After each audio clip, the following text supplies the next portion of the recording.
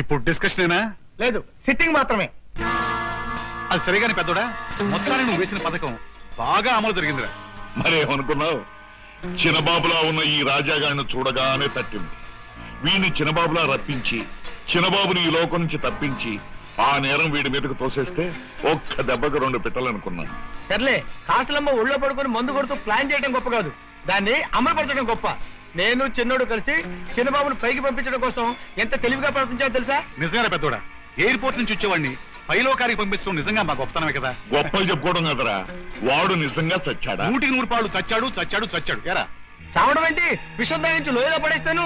అసలు మీరు ఏం చేసింది వివరంగా చెప్తే గానీ నాకు నమ్మకం కలగదరా. వారం రోజుల క్రితం ఎయిర్పోర్ట్ లో దిగిన చిన్నబాబును రిసీవ్ చేసుకోవడానికి వెళ్ళామా, కారులో తీసుకుని వస్తున్నాం. వాడు అంకుల్, సచివ్ అంకుల్ ఎయిర్పోర్ట్ కు రాలేదే. నీ పని మాకప్పు చెప్పాడుగా, అతను టెన్షన్ గా ఎదురు చూస్తూ ఉంటాడు. టెన్షన్ ఎందుకు?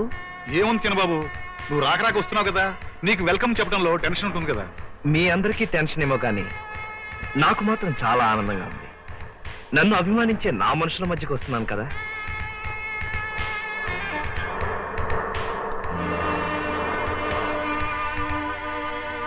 What uncles, what happen? Engine లో ఏదైనా డిఫెక్ట్ ఉందేమో చూస్తాను.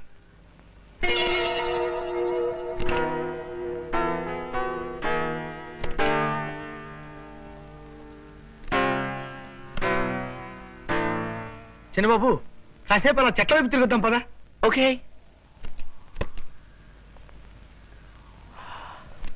చిన్నబాబు, ఒక కప్పు కాఫీ ఇస్తే బెటర్ ఏమో. Oh yeah, it's very very hot here.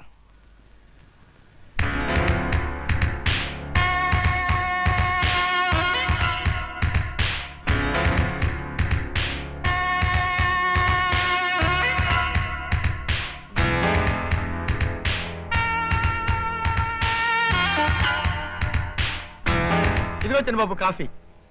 Thank you. Oh I'm sorry. How about sharing with మీ?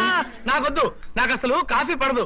నేను రోజు పొద్దున్నే గంజి తాగుతున్నాను కదరా తిన్నాడా. అవును, గడ్డి కూడా తింటున్నాడు. ఓ ఐ సీ. సారీ.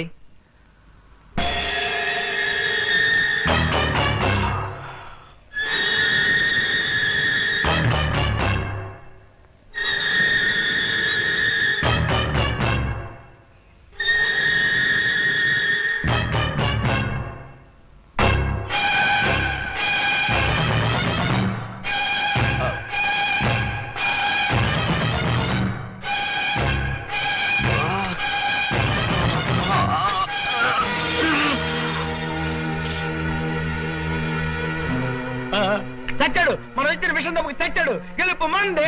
ఏదో పోటీలు గెలిచేట్టు అరుపులేంటి? అటు లోయ పారేద్దాం.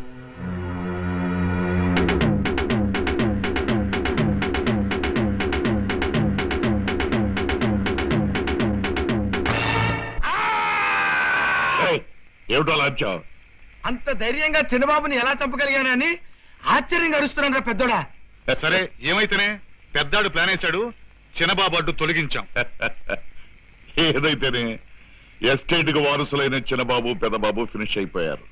ఇక సూర్యకాంతి వజ్రం ఎక్కడుందో తెలుసుకుంటే గాయత్రీ దేవిని కూడా వాళ్ళ కొడుకుల దగ్గరికి పంపేయచ్చు, ఎస్టేట్ మన సొంతం చేసుకోవచ్చు. కరెక్ట్.